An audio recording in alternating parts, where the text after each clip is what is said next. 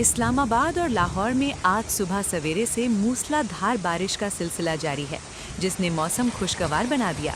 لاہور میں شملہ پہاڑی، مال روڈ اور فیصل ٹاؤن سمیت مختلف علاقوں میں تیز بارش ریکارڈ کی گئی، جبکہ اسلام آباد میں بھی وقفے وقفے سے بارش ہو رہی ہے۔ محکمہ موسمیات کے مطابق یہ سلسلہ 16 مارچ کی صبح تک جاری رہنے کا امکان ہے۔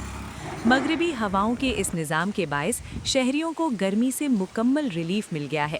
لاہور میں کم سے کم درجہ حرارت 15 ڈگری سینٹی گریڈ ریکارڈ کیا گیا، جبکہ اسلام آباد میں صبح کا درجہ حرارت 16 ڈگری سینٹی گریڈ رہا۔